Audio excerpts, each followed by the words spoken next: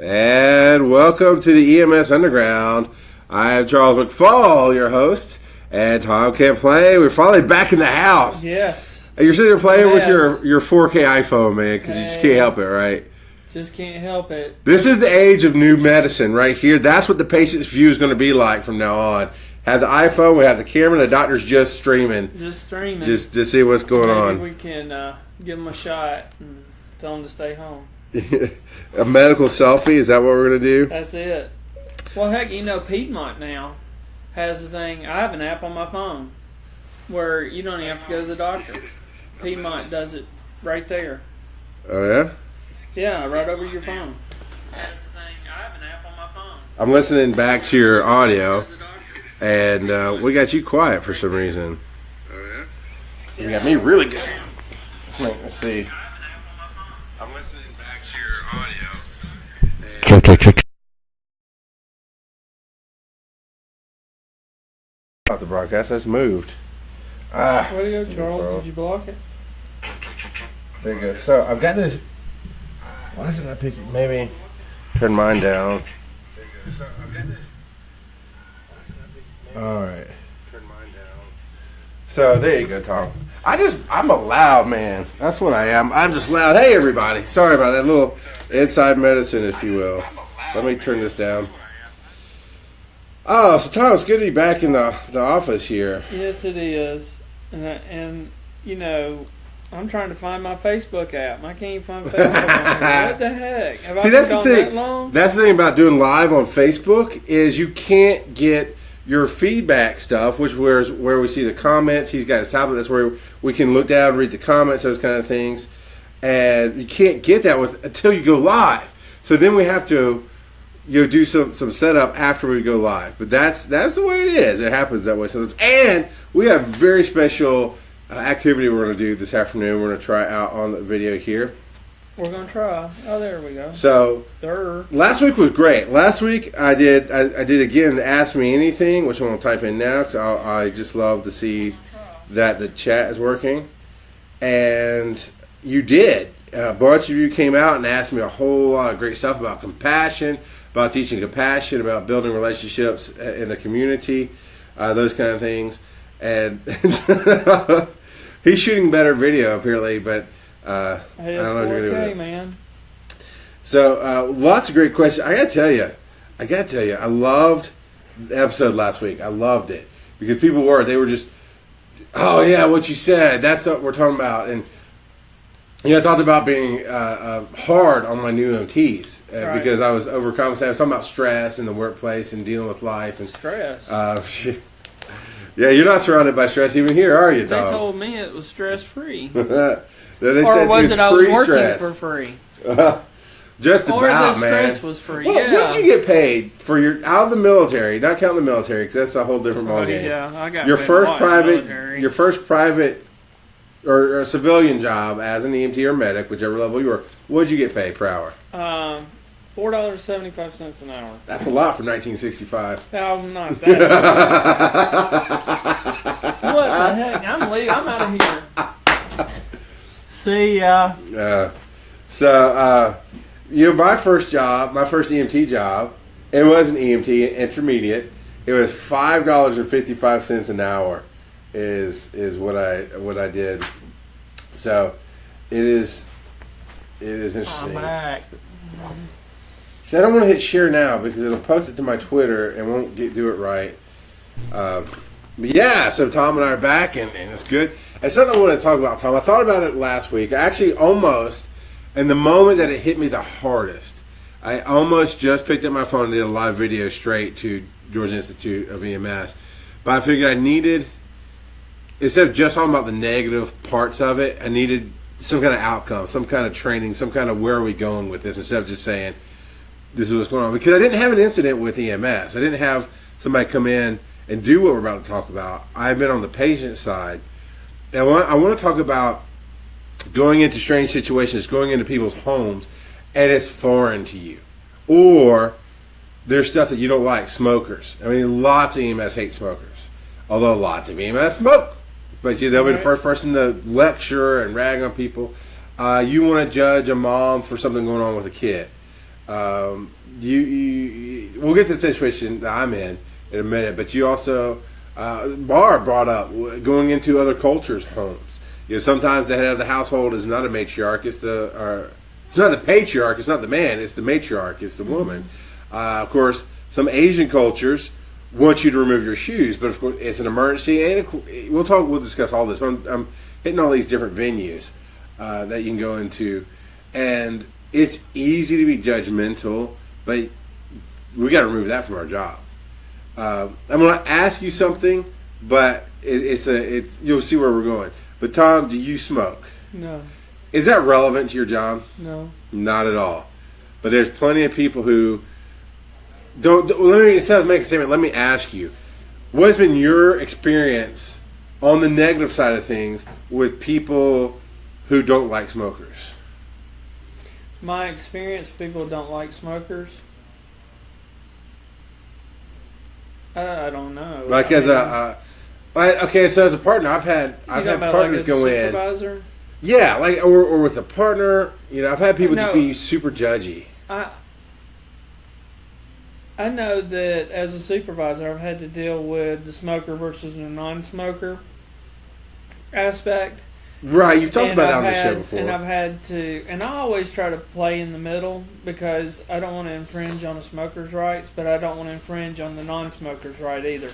I think as a smoker, if you want to smoke, you have a right to smoke, but I, as a non-smoker, have a right to clean air. Sure. I have a right to not breathe your smoke. So if you want to smoke, you go to the smoking section, and that's fine. And if I don't want to be around the smoke, I won't go to the smoking section. Didn't you love, though, the restaurants? There was one we used to go to on the ambulance. I think it might have been one of Morgan County. I don't think maybe it's Covington, but it was a gas station that had a nice restaurant attached to it, or a decent restaurant attached to it, a raceway, a race, I don't know. And we go there, and literally, non-smoking was here, open partition, smoking's right here. It didn't. El Charro used to be that way. Yeah, it was one big restaurant. It doesn't separate. And I get what you're saying. I don't mind smoking. I actually like hanging out with smokers. Getting secondhand smoke every once in a while de-stresses me. But my issue as a supervisor, as a business owner, anything, and I have smokers that work for me now, and I don't have a problem with it because they're hardworking. They do a jam-up job, and I'm extremely lucky to have them here. But when I've worked other jobs and I was in management or supervisory position, you would have a group of people who were hard workers, but then you have a group of smokers that take a smoke break every 45 minutes for 15 minutes. Now, you take that by an 8-hour day, you're taking 15 minutes every hour out of an 8-hour day. Yeah. That's 2 hours that you're getting paid to smoke. And see, Newton was a different beast too, because you were required during the 8-hour day. Yeah, you can't do it on campus. No, you couldn't. Yeah, it made it tough. And I'm a proponent that, hey, you get a break, yes, but when we got work to do, we got to do the work. And I'm a results-driven person.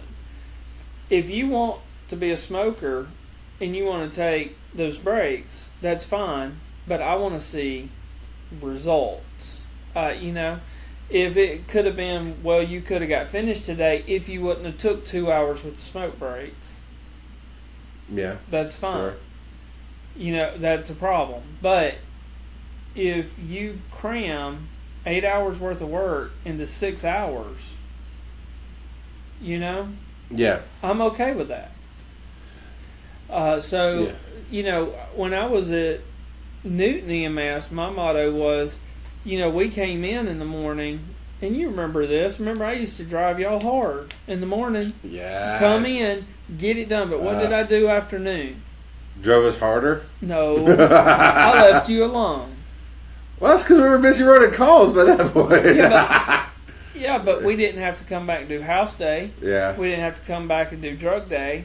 We didn't have to come back and do getting training. it done first we got it done, the better way. And the rest of the day was yours as long as we got what needed to be done. I'm a results type person, because I feel that I'm this way. If the job typically would take 8 hours to do, right? and you get done in 6 hours, I have no problem paying you 8. That's how you see. I was in a corporation, and of course they had mandatory. Please take your 15. No matter what, make sure you take. They didn't want us eating at our desk. You had to clock out for lunch. And like, but the thing is too about eating. This is the thing, because I've had people here, and I make people clock out for lunch. Well, that's a law. I mean, it's an HR law. Well, actually, in Georgia, you're not required to give anybody a break. Okay, maybe because we were based out of Pennsylvania, and the country I was in. There's no break requirements here, but we do it. And here most of the time, if I'm here, and when I'm here, I always buy lunch for everybody. I mean, all my employees. Mm-hmm. I do that. So I mean, you clock out, but I'm buying your lunch. So it's a trade-off. It works out. It's usually about the same, but you're supposed to clock out for your lunch. Come on, But studies have shown that people who work at their desk are not as productive. It's interesting. It's very interesting, and I looked at the research, and the reason being is because where you could, your mind needs to stop for a little while. You need that break, and whenever you come back, you're a little bit more energized, and you're ready to tackle it. But if you just keep going and going and going, your body feels like you're not getting like any break. Right. You're mentally not getting any downtime. Sure. Or anything like that. And I get that. So I try to work things that way. Like for breaks, I don't really care here. Like during our classes, I like for when we have class starts at 6, ends at 10. I've kind of said I want them to take a break around 7:45, 8 o'clock at the latest, and then you get a 30-minute break for the most part. No breaks, no other breaks, because we do labs. We're not doing lectures. If it was when you're not hands on, you're doing something else. Yeah. So we're hands on, and I know people are taking a break when it's not their turn. So they're getting those little breaks. Mm-hmm. But because people come from Atlanta or they come straight from work, we've kind of factored in, okay, around this time period, we're just going to, instead of taking a 15-minute break here, 15-minute, we just combine it all here so that you've got time to go over here to Chick-fil-A or go to Crystal or go to McDonald's or Wendy's or Taco Bell and grab a bite to eat. And so you're easy on people. Even as a student, I was a slave driver. Yeah, I remember coming to school, and I'm coming straight from work. Well, I passed a number of fast food places before I got to school. And many of us would come in with sacks of food, and our teacher was cool with that because the school was cool with it. They're like, yeah, you can have food. We're in one of the outer buildings or whatever. You could have food there as long as we cleaned up our mess, and we did. But I was like, don't waste my time. I'm here for 4 hours. Let's get this class done. And somebody inevitably would be like, can we have a break? I'm like, we got 30 minutes class left. I mean, not time-wise, but content-wise. You can know we're almost at the end of airway. 30 more minutes, we're out. I hate those kind of breaks. Yeah. And even when James was doing the paramedic refresher, it was just me and Brooks and James, so it's really easy and laid back. James was like, well, you want to stop for lunch? And Brooks and I both go, well, how much more do you have left? He goes, I don't know, maybe a half hour? I'm like, no. Let's not stop for lunch. Let's finish, and then we're done. Result, and that's how I am. Exactly. I like basing things on results. Now one thing I don't do is like whenever we're doing a class, if it's an 8-hour class and it's a state mandated 8-hour class, I'm not going to say, oh, if you get done in 6 hours, that's okay. Because you actually have to do 8 hours. Yeah. So we do that. But some things are. What I'm talking about is like us building the ambulance simulator that we're going to look at. Right. If it's something that we need to get done, and it would normally take 6 hours to get done, but if we get it done in 4, mm-hmm. I'm okay with that. And then, but if it's supposed to take 4 hours and ends up taking 6 hours because you're a smoker and you took 2 hours worth of smoke breaks, that's where I have the issue. And we'll get back to the paramedic thing, 'cause this is or- interesting. But it's not just smoker. It could be a dipper. It could be somebody who wants to go eat a long lunch, or a textbooker. Somebody who reads a book. Facebooker, Facebooking, Twitter, Yeah. or Oh, yeah. I mean, people stuff do like that. all the time. Who are doing it. So people will like point the finger at smokers all the time, like, oh, they take all these breaks, but what are these kids? What are not just kids, because it's adults our age Right. doing? What are they doing? I mean, that's taking time away from work too, Yeah. and that's not right. So that's why I don't really mind it as long as you get the job done. Yeah. I was always... Now, some employers are, if you get caught texting or Facebooking at work, Well, that should never be a thing that should never be a thing on EMS. We're there for 24 hours. You shouldn't be.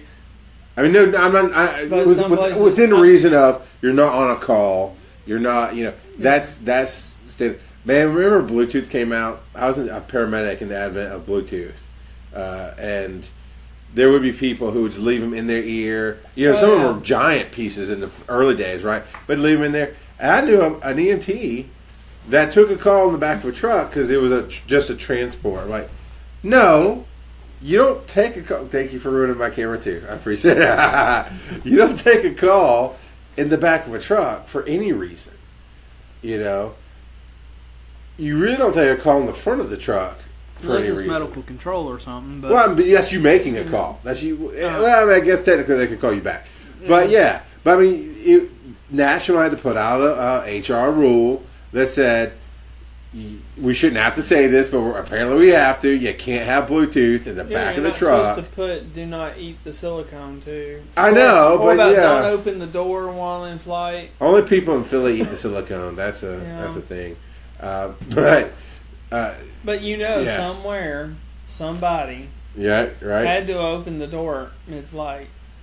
You're right, or try to, or something. Yeah. But going back to the EMS stuff, I think there is a non-smoker versus smoker conflict sometimes with the staff.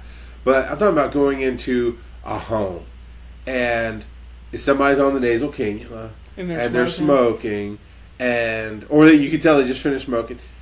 So many people instantly will turn. But what are you gonna do? Adversarial on them. But what are you gonna do? I know. That's what I'm saying. But people what do is it. This guy 60, 70 years old, and how old are you? 20, 30? 18. And you're really gonna, you're really gonna lecture this old man. And they do. Or this lady, right? Right. That's what I think. I used to have to get on to people who are so religious, anti-smoking. Like your lecture is going to change their life. Right.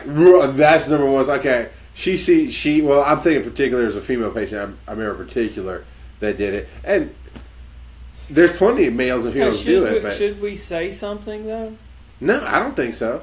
I don't know. Maybe there is an education thing just to cover your own bases. Like, hey, you shouldn't be doing this. But there's a way to do it without being judgmental. Right. Or being a butthole, Just so that you could say, I told you. Because in today's society, it's like you sitting there smoking. You go out, you get a refusal, right, because of something. And then you go back 2 hours later because he lit himself on fire. And then the family's like, well, they never said anything was dangerous. Well, here's my thing with that. It's on the packs of cigarettes. It's on the side of the oxygen tank. The home health people, because I used to work home health. Yeah. In that field where I drop off oxygen. And you have to sign a piece of paper that you understand smoking around oxygen. So there's already documented There's probably a proof sign on the door when you walk in their house that the usually people put on their oxygen. Oxygen is highly flammable. And so there's already written proof.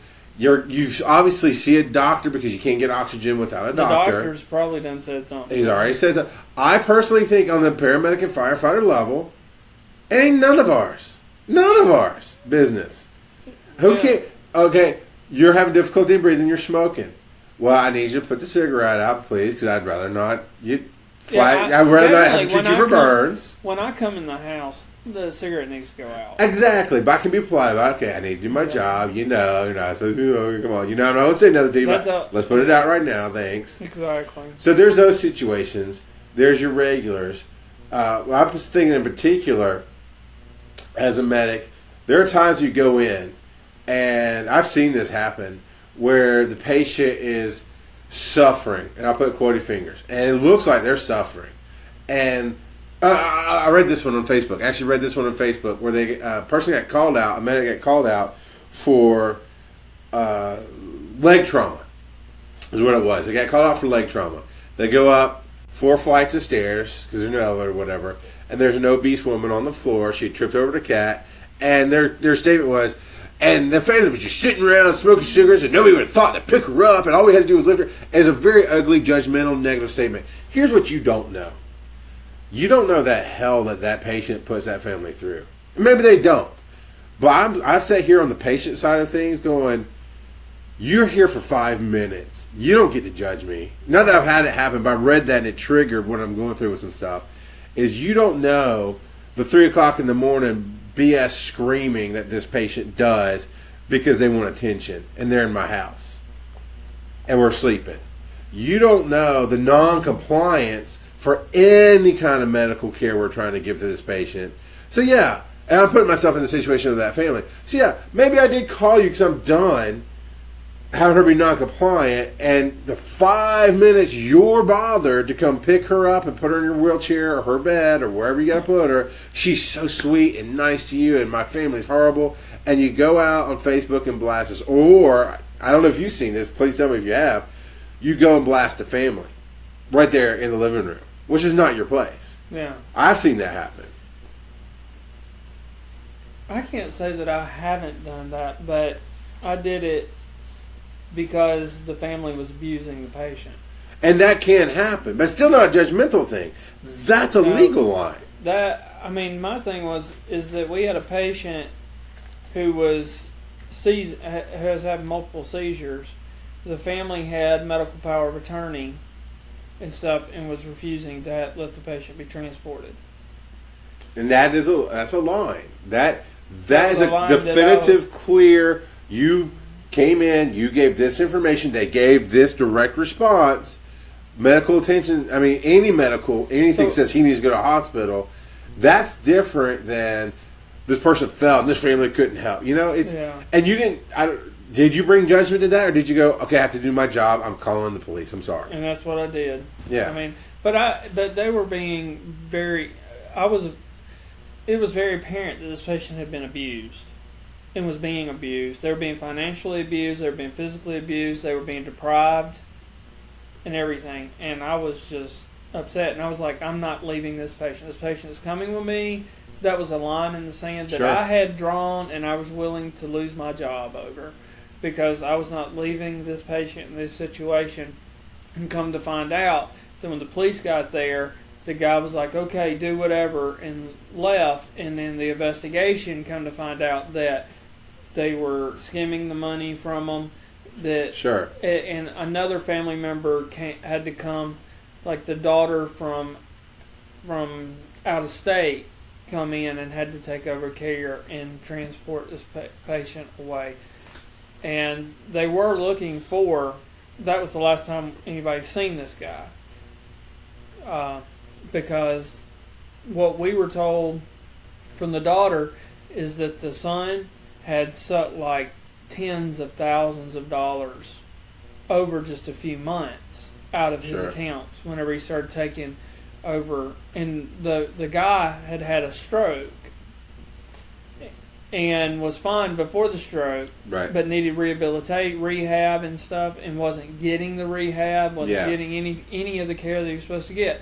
The son just came in and was pretty much took over the bank account. Next thing you know, the son's got a new car, he's got all this stuff, but yet the dad sitting in the other thing was he's sitting back there in poopy diapers all day. Nobody there. He's severely dehydrated when we get there. The reason he got into seizures is because he was hypoglycemic. Because he hadn't eaten. Right. But he wasn't diabetic. Yeah, no, I get you. He was emaciated when we got there. I mean, this was like something almost from what you would see on Schindler's List. Now, and the question I have is, even with all that being a legal medical thing you need to act on, does it give you the right to judge or yell at the family or any of that stuff? Is that part of your job? I think I was arguing with him about transporting. And that's, again, a different thing. But right? When you say, okay, medically, I got to take this person. But if I saw the guy today going down the street, I'd think he's a scumbag. Sure. because she's a scumbag. But you understand what? You didn't turn away from the medicine. No, I and went, you're going to burn in hell because you're a horrible person. And I've seen that too many times. And just one or two different circumstances in that story, and then it's the family's the victim. Right. You know? No, the son is doing everything. The son's putting tens of thousands of dollars into the account to pay for stuff, and the son's broke because the father won't go to rehab, and the father's the one that, I'm just saying, the circumstances change. You don't know the whole story. Well, it's like this. I don't know the whole story too. I mean, Dad may have been like an abusive prick all his life. Well, all his life, and now Dad's getting what he. But then that's because of your personal choices of you can't pay him back that way because let's say sake of argument. Dad was an abusive prick all his life. The son's still breaking the law by stealing and by medically abusing this person. Yep. Two wrongs don't make a right. Don't have anything to do with it. You can walk away, exactly. Most people know I grew up in a foster home, and I didn't have very good parents. And I'll be honest with you, like my mother, my real mom, my biological mom, my real mom was my grandmother and my foster mother, by the way, that I love very much. And happy Mother's Day coming up, Bryn and stuff. But my biological mother, I have nothing to do with. And here recently, I did have to go to Alabama because she's been put in a nursing home, and I refused to have anything to do. I mean, it's like she wasn't my mother. Right. Maybe by blood. Legally, she gave you up. You have no connections. She gave me up. Right. So she's made her own bed. Yeah. So I'm not even there. So I'm not one to judge on stuff like that. But the here and the now, it doesn't matter.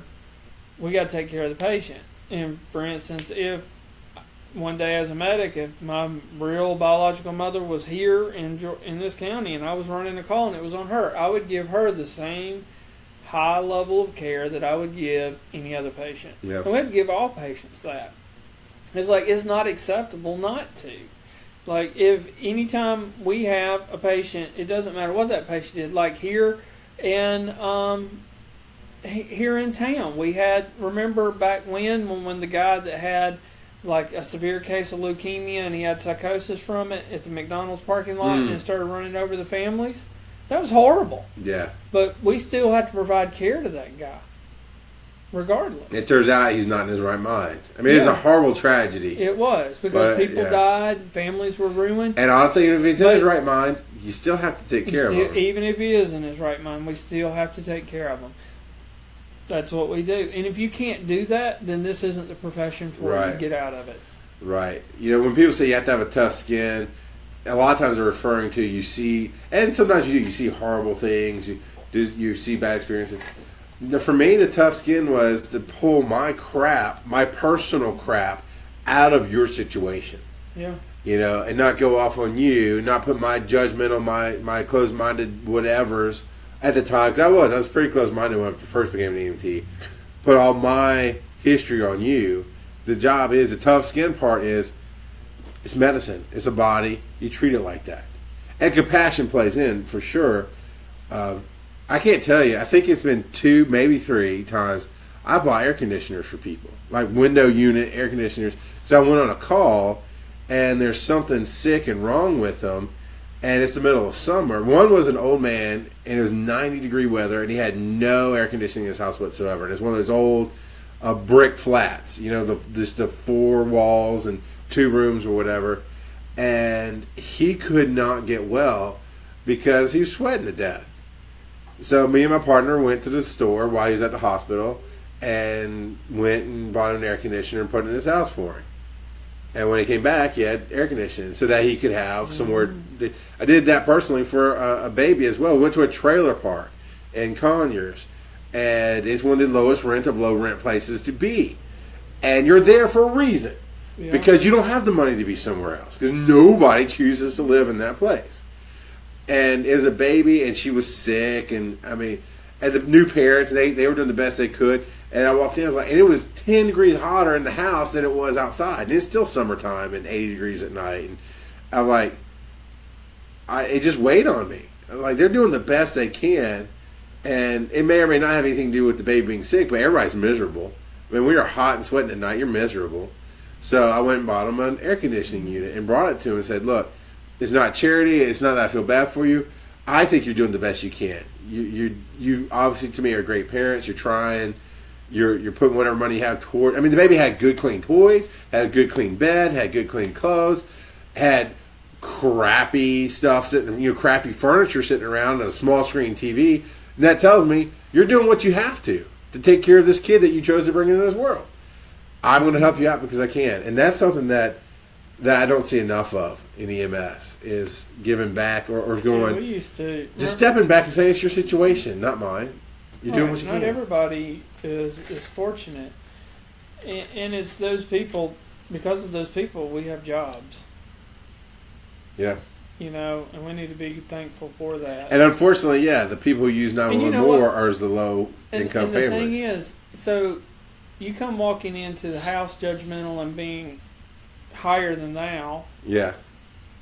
But at the same time, these people are looking up to you like you're like the greatest thing ever. Yeah, sometimes. Especially if there's children in the room. Right. They see the uniform. We're held in such high regard in the community. People just walk up to you and thank you. You feel like you're abused all the time because you ran 4 calls in one day. I swear, if you were working at McDonald's, you would have worked a lot harder. Yeah. People, I get so sick of hearing people talk about, oh man, I hate this. I just want, and I've been there. I have been where I've had bad days and stuff. But it's a job. It doesn't matter what job we have. You got to work. Yeah. It's not vacation all the time, and the thing is, you chose this, and if you need to get out of it for a little while, like you did, like I have, then that's what you got to do for a little while. Find a reset. But it's not those things, all those things, it's not that person's fault that called 911. Yeah. Because that's like the pizza delivery guy getting mad at you because you're too lazy to go to the pizza shop to pick up your own pie. Yeah. Or the chef getting mad at you because you're too lazy to fix your own hamburger. That's the job, man. It's the job. Yeah. Be glad that you're able to get on the truck and go out and pick somebody up. Now, what about cultural sensitivity? In the Conyer Covington area, I don't know if you want to be politically correct, but I'll do that anyway. I would speak plainly normally, but there's African Americans and there's white people and there's Hispanics, right? That's the main 3 cultures. Well, that's the main 3, I think, in the 2 counties. And then yes, you broaden into Asians and some other Indians as well. I don't know if Indians consider themselves Asian. But they're part of Asia. Okay, but even then. China is going to be a different culture, and Japan is going to be a different culture than India itself. Even though they're all Asia, there are different aspects of the culture. What is your advice to a new EMT to best mentally and personally prepare to stay as inoffensive as possible and still do your job? Be professional. I mean, your comments and your opinions have no place. There's no place for them. You're there as a professional. I've gone into homes where I remember the first time I saw cupping. And if you know anything about cupping, it's where they take suction cups and put on the body, and it leaves these round circular bruises, and it can look like abuse. Right. It's not abuse. It's like a holistic healing thing, isn't it? And I can attest that it does work. Because I've used it before. It's used in massage therapy. It uses the suction. It gets deep. They put a little thing on fire that's not going to burn you, and it suctions it. That's one way to do it. But they've got other ways to do it. Okay. That have like a little plunger on it that will do it. Like if you go to the professionals, I've never had the fire thing. I've only seen it on TV. To be honest. That's where I've seen it too. But the massage therapist that I used and the physical therapist that I used as well. Had used the suction. Right. And leaves that red mark. Leaves a bruise because it gets deep down and it pulls your muscle will get a knot in it, and it will. It's like getting a really deep down massage, and it works. But there's a lot of religions and a lot of ceremonies that do it as well. And there's actual code in the state of Georgia that allows it to be done in children where it's not abuse. It doesn't hurt. It just leaves. It does leave a bruise. It looks like a bruise, but it's not. But it doesn't hurt at all. It actually feels good. And technically, they say it pulls the toxins out of the muscle and helps you. Because after you do it, you got to hydrate yourself real good and stuff. But the first time you see it, it looks like abuse. And if you don't, if you're willing, if you don't ask questions and educate yourself, then you can jump that. And then next thing you know, you're, doing and dealing with DFAS can be a issue. I mean, it can be a mess. And it can put a family in undue stress and stuff like that. And stuff. And then there's foods, How many people here go to a health food store? Nobody judges. If you're not being judged because you take vitamins and minerals or do over-the-counter medication or something, why judge? Some, Native American or Asian American or Asian or anybody for doing theirs. Right. Right. Document what you see. It's not us, and you may learn something. Yeah. Barb says a couple things here. Bob, first one I like to hear is, should EMTs take training classes for cultural care? I think at least a 2-hour overview of, here's some things you may see, like the cupping. Here's some Muslims. I mean, what version of Muslim are they? If the women are covered from, all you see is their eyes, that's going to take a whole lot slower process to do emergency medicine than what you're used to on standard American, goes to church on Easter and Christmas and that's it, whatever.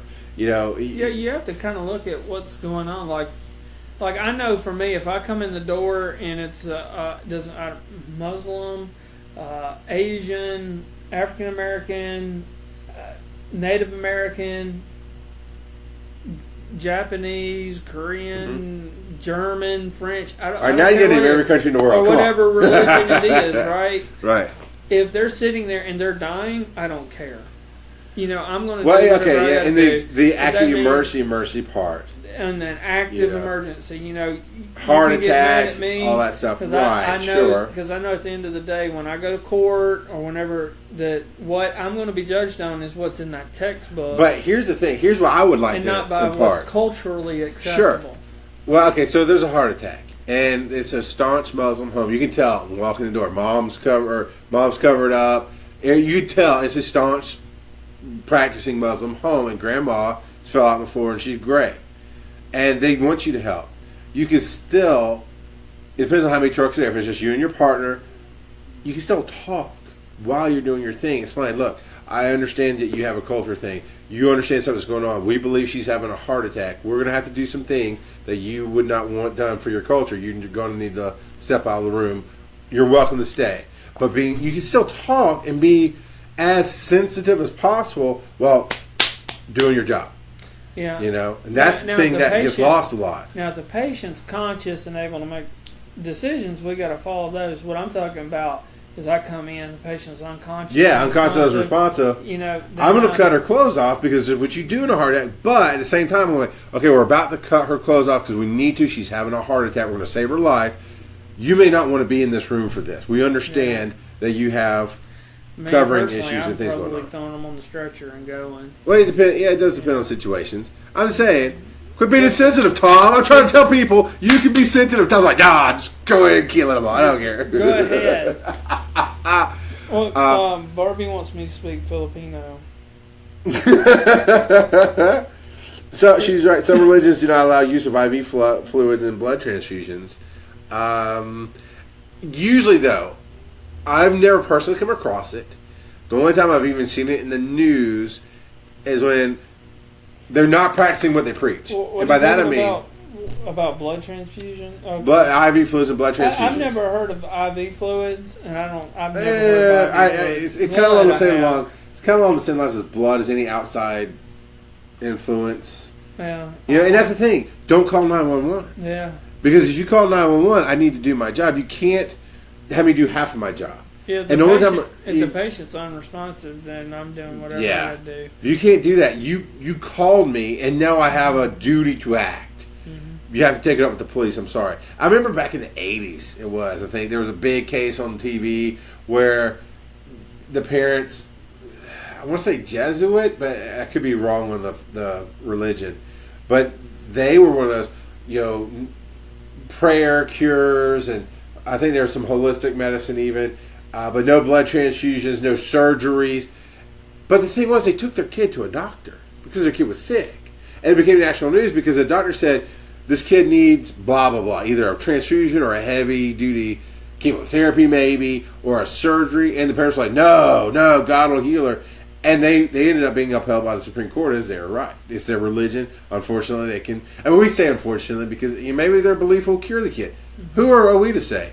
But from a medical standpoint, we have things that will absolutely cure this kid, and you won't let us help. But my point is, you're not practicing what you preach. Why did you take the kid to the doctor? If your line says, this is how we treat medicine, or no medicine, you can't have both worlds. So in this case...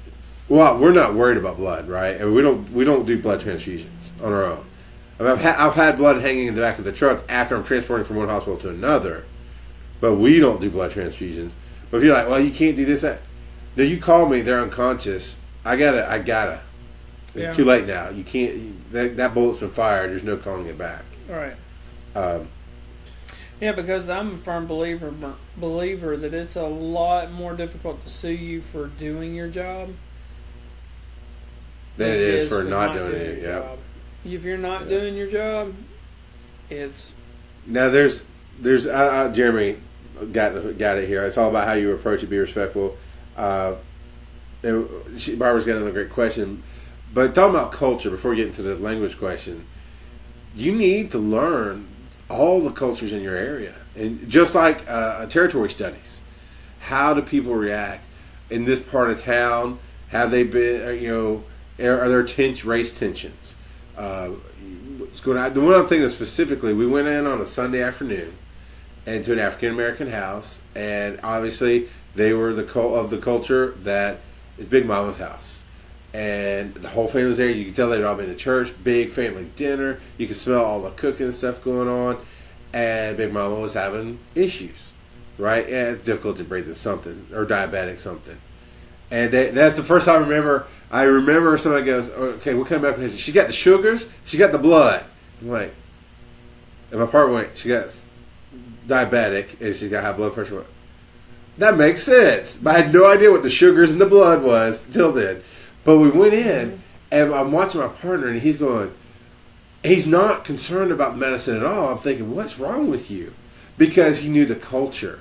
He knew you go in, and you comment on, man, y'all must have had a great church service today. Y'all looking great. Everybody, and oh yeah, and she's back here. And as we're moving to the house, oh, I smell the food. You're gonna have a great lunch today. And everybody's warming up. And first, you're like strangers in the house. Now it's like, oh yeah, come take care of my mama. And that was part of the culture. Mm-hmm. Is you needed to understand where they were and plug in with them. Because that's their grandma, their aunt, or whatever. That's their big mama. Man, when you treat people with respect, man, they'll bring you in.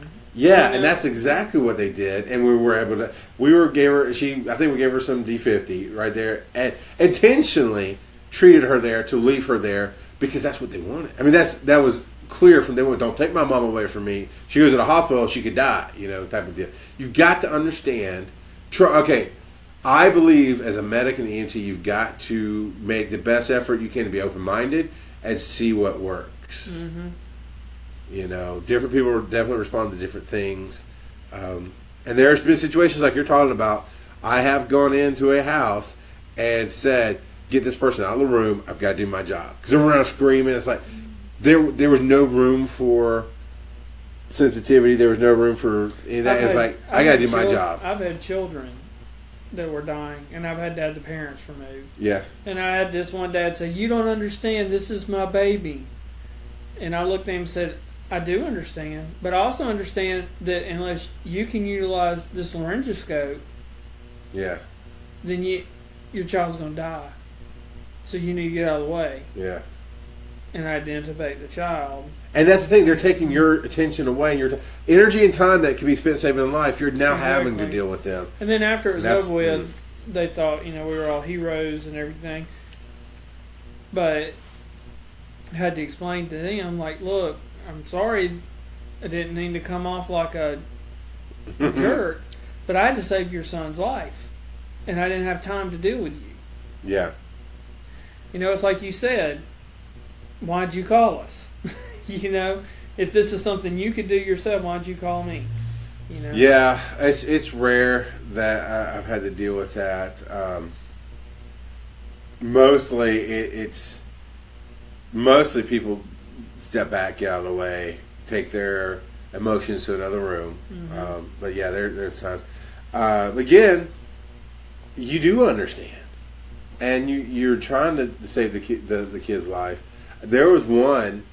We had 2 trucks go in. The code. I mean, there's no bringing this patient back. We did everything we could do. And I think we were talking to the family, and I could hear them struggling. Like, she was just so good, and so I took it upon myself to go out of my comfort zone and talk to the family who's grieving versus deal with just the body and the patient and hiding out. And I did help them a little bit. I helped myself by going, okay, it's safe to go in and talk to them and sympathize with them without getting sucked in. Because if you get sucked into the emotions of it all, you're going to get drugged under in this business. But I was able to help them out because, like, she was doing so good yesterday. I don't understand. I said, well, sometimes that happens with patients is they're going downhill, they're deteriorating, and then they get better for a minute, and it's really just those last moments for you to remember them well.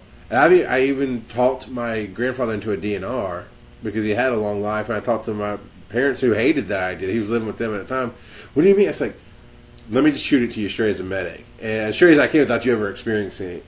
Do you want to remember him as he is, which he was very able to take care of himself. He needed some help, that's why he lived with him, but he's mostly able to get around and take care of himself until he passed in his sleep. Do you want to remember him like this and as you remember growing up with him? Or would you rather remember him blue and bruised with broken ribs and tubes everywhere and mess everywhere? And they took a while to think about it, but then he signed the DNR, and he was instantly like, I've had a good life, I'm good, man. And that's a hard thing to sell sometimes, but that's the reality of it. Part of us wants to do everything we can to save mama or daddy, but the other part is mom and daddy's 90 years old, and it's just their time. Do you really want to go through that trauma? Right. Barb did ask about should EMTs or medics learn a second language. I don't know if it's a should thing. What's the question? Should EMTs or medics learn a second language for the area they're in? Like for us, it'd probably be the second spoken language is Spanish. I don't think so. I mean, because the national language is English. And that would be a huge, because you would be putting that burden. That's not free. Well, I wouldn't say should. I would never say should, but I'd say it's definitely a helpful tool. Could. I had a trick. I think it would be helpful. I think it would be a good marketing aspect for that individual, but I don't think it should be a requirement. Yeah, no, the requirement. Because that would be a huge burden. Because, number one, medics, EMTs don't make a lot of money, and you're not going to get it for free. Well, you could. Okay, so you at the school here. Let's say you wanted all of us employees to speak the second language. You could buy Rosetta Stone or Rosetta Stone's expensive. It is. Where's the one I did? Duolingo. They have Duolingo, which is I bought Rosetta Stone, but still, I've been using Rosetta Stone to learn Tagalog, and it's not easy. Sure, but you can require it, and I think that. Okay, so here's my issue with this. I agree with you. I have a hard time learning something I'm not interested in. So I was uninterested in learning a second language. It made it difficult for me. Even when I became interested, it's still making myself devote the time to it. I mean, like I said, there's an app called Duolingo. There's all kind of ways to do it fairly cheap or free nowadays. However, I did invest. So I didn't feel like putting in the time. I did invest in a translation book. And now, of course, they got Google Translate. You could literally talking to your phone, and it'll put up Hispanic or Tagalog or whatever the language is, and let them read it and immerse it. And in a true emergency, unconscious, unresponsive, doesn't matter. You just go ahead and do it the best you can. Can't get a history because we don't speak the language. Sorry. All we know is they're unconscious, unresponsive. They'll find a translator later to help get the history. But in the non-life-threatening right now, got to go, but still have to be there, you can use your phone and translate, and they can speak, and it'll put it into English. My issue is almost the entire rest of the world speaks their language and English. We're one of the only countries that says it's our language, done. And we could be more open, but that's not a requirement for school or for work thing. That really is a changing our mind as a culture, and parents teaching that to the kids. That should be a primary school and secondary school. Yeah, I would have no problem with my kids being taught English and Spanish in school. Is, somebody who's wanting to become an EMT, I was saying, okay, yeah, but you're going to have to learn Spanish too. EMT medicine's hard enough to learn in one language. Yeah. But I think primary school. I think you're right. I think if we change as a culture, and we should, in my opinion, and stop this. What's America? Blah blah. Not just 2 years in high school. No. Starting with first grade. First grade. You start there and work your way up. Some schools are halfway doing it. It was an option for my kids. We did online homeschool, which was virtual public school. So we're still part of the Georgia public school system. We just taught them at home through an online course. And it offered Spanish, or I think Spanish and French were the two languages, but offered Spanish as a secondary course. They didn't make the tools easy. They just loaded in something, and you could do it. And my son started learning Spanish. So like I said, I'm all for it. Many cultures speak multiple languages. Now, one thing you're talking about Spanish, we're actually rolling out, we're almost finished with it, rolling out a Spanish for EMS providers course for continuing education. It's focus on what you do. It's 8 hour, a little over 8 or 9 hours. I've got this guy who's a professional. He's Duolingo, bilingual. He teaches Spanish. He did a really good job for us. It's really good. So we'll be rolling that out here soon. And that's an option. And I do believe 8-hour course, especially if I can get my employer to pay for it, that's a super awesome value to invest in yourself, for sure. And I bought the translation book back in the day before we had cell phones and Wi-Fi everywhere and data and all that jazz. And I used it multiple times. Went in and it was a Spanish translation for medical providers. So I could go to here's what I think's going on and give me a whole bunch of things to ask and give me the translation. And I could even have them, if I didn't understand how they were saying it, they could point to the phrase that they recognized and I could read the English. But I realized even then, that's the hard way around. I'm losing my comments for some reason. My connection stopped. So if you have anything to read from the comments. I just got definitely an incentive from Jeremy. Yeah, and honestly, I don't know that you ever controlled the pay rates for the people that work for you, other than here. On the ambulance services. But let's say you get to hire somebody and you have a pay range. Would you pay more for a multilingual person? I would too. That's one thing that is really frustrating is that you'll get people who come in the door and they'll be less qualified than somebody else, but they demand more pay, the same pay. And I'm like, it should be based on the qualifications. If you come in, you're bilingual, I'll, could see paying you more. Yeah. Yeah, without a doubt. So, one thing Barb's been asking a while is give some examples of when a scene's not safe, and then we'll go show the ambulance off.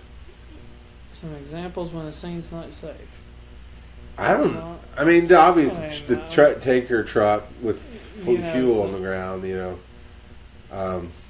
fire, unstable domestic scene. I think trust your instincts is the basics. So I've gone into well-to-do homes. That doesn't mean they're safe houses. It doesn't mean that I can be safe. You can go into the nicest neighborhood and go in there. They have a meth lab. Be growing marijuana in the back. Well, yeah, nothing wrong with that. Yeah. But yeah, no, it can be dangerous. Yes, It can be. It could be guns. Could be dogs. I went to a super nice house on 5 acres of land in the nice part of the county, and for a possible suicide attempt. And we went in. I don't remember if it was a suicide attempt or not. I mean, it was a suicide attempt. I don't remember what the dispatch was. We went in, and everybody's freaking a little bit, right? And they go. You can see the patients right here on the porch, on this back porch that wraps around. And they go up to the gate. The gate's locked. Or the first responder who everybody has to stay calm. I mean, that's the number one rule. Please stay calm or get off my scene. And this responder was like, "Oh, the gate's locked." So everybody's trying to go the long way around the house. I'm tall. I can usually step over gates typically with maybe a little bit of a hop. So I go to step over this gate. It swings open with me on it. So I have to get off, and of course I get to the patient first, and they come through the house, and it wasn't locked, and I look like an idiot because I rode it around for a minute. But the kid, well-to-do home, oh my God, he was like 14 or 15, old enough to be home by himself, had his little brother with him. Everything was by the book good. Except some girl broke his heart, so he broke into the glass gun cabinet that his daddy had and took a rifle and tried to shoot himself, and it was dumb. But it's a well-to-do house. And it was an unsafe scene, so we didn't know there was live guns lying around. Right. We didn't know, and we didn't even know about the glass. Somebody, they had boots on, but somebody stepped in the glass. So, oh, there's glass here. You got to be careful. And I've gone into some of what people consider, oh my God, dangerous neighborhood. And you walk in, and it's the safest people. Yeah. Yeah. You know. You can't. It goes back. See, that comes back full circle to judgmental. The one time a scene is unsafe is when somebody's actively threatening you, Right. or like I said, fire, danger of explosions, whatever. And your instincts. You told that story. I think it was you and Jason Hale. Yeah. The guy went out to the bar. And you're like, we got to go now. Gotta go. I mean, you just knew something's not up. Something's not right. We got to go. You trusted your instincts. It came out with the gun, so you were absolutely right. But get out. You know. Time to go. And that's the bottom line. It's all about the instincts. So let me flip off. Dogs. Here's a tip to the community. Here's my tip to the community. If you call 911, I know you're stressing. I know you're freaking out. That's your baby. That's your loved one. That's your mama. That's your husband. That's your whatever. Take care of the dog. Yeah. You keep it together just long enough to make the phone call and to take care of the dog, and then lose your stuff after that, because the dog senses you're under stress. It may goes, not normally bite somebody, yeah. but under these circumstances. So we need you to take care of the dog. But I want to get this camera set up. If you want to talk about what we're about to do All right, here. so what we're about to do is we're about to go show off what we've been working on for many months, and that's why there's been weeks go by where it's just Charles and I'm not there. We're going to go show off our new ambulance simulator. Right. So I'm going to give you this. It's actually, I guess you can point out.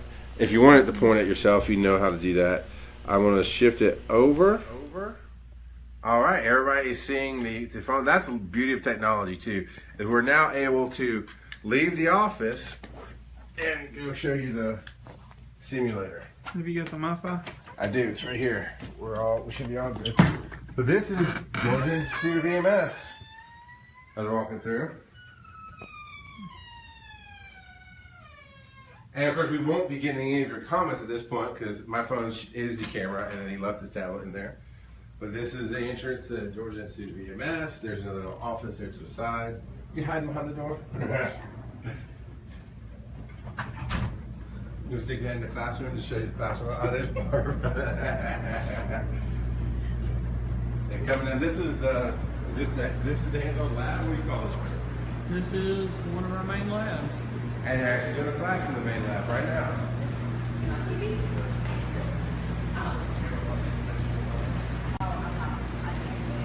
You gotta make sure Brian fixes his hair. Yeah, I got it.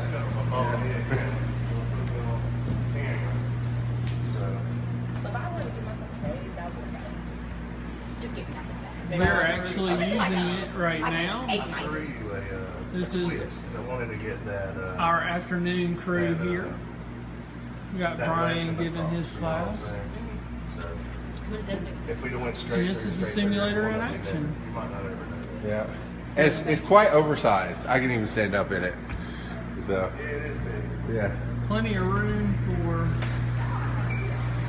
for training and learning. We even have our own little red light. So you get something, you go from just the start all the way to the finish because they want to know that you can do the entire thing. But they will give you a good trauma. Alright. But I do like all the lines. No, you didn't do bad.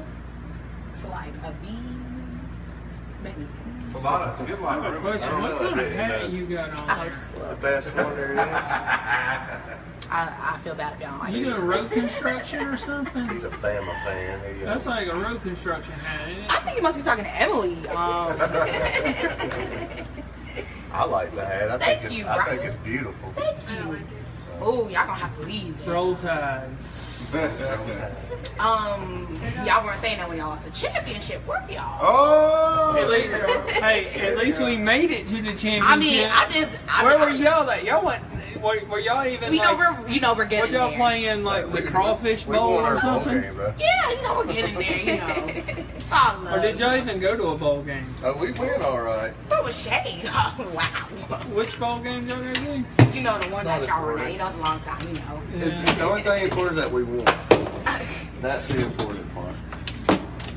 It's not about winning. This is a good place to get that hands-on feel. I saw you practicing taking the stretcher out, and that's important. You know how many new EMTs do not know how to pull a stretcher out of the I truck? did it on my clinical, Hey, this and they had to thing's, show me like 50 times. This thing's whooped But them a we couple have times. Yeah. They'll get you if you're not careful.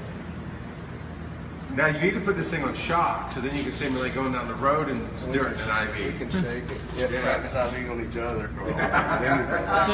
So are y'all enjoying the simulator? Yes. This is the How first many of class y'all I been really to got to be in. clinical already? Does it kind of like it a little bit? Yeah. Little? Yeah. It's really giving them some good insight on how having to keep up with everything on scene, go through everything, actually touch, do all of it. I wish we would have done Actually this getting like a good earlier. feel of how a real scene would be Nah, if you had to do it. It's more hands-on. I like it. I like It's that different it's than more talking hands-on. through a Yeah. assessment, isn't it? Yeah. Yeah. Yeah. I like it. I think it's going to be good for y'all.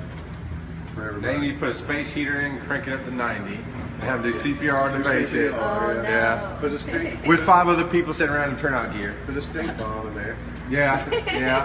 and release some roaches. So.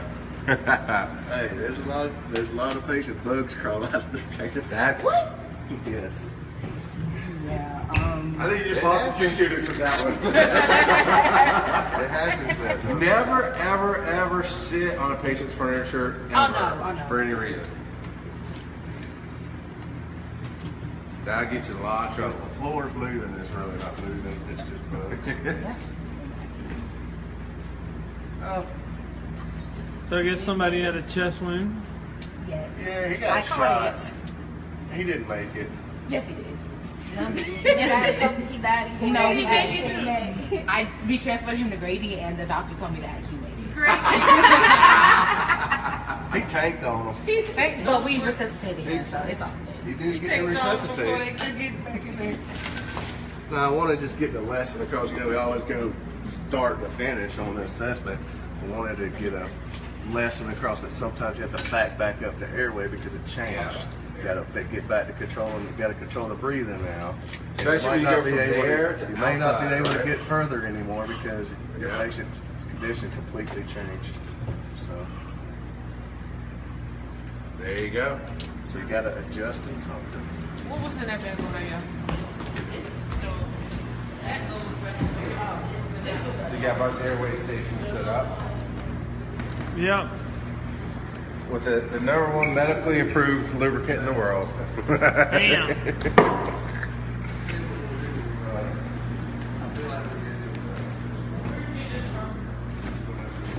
So I guess you want to So- wrap it up here? So now, Did you flip the camera? Good. All right. so now you can see how much taller Charles is. Yeah, you coming over my shoulder, I think. Yeah. So right out here, let's talk about how everybody can reach the show or reach the school. Well, we can reach us at Yeah, come around. georgiaemt.com. You do the ambulance. or you can give us a call. It's 678-561-2368.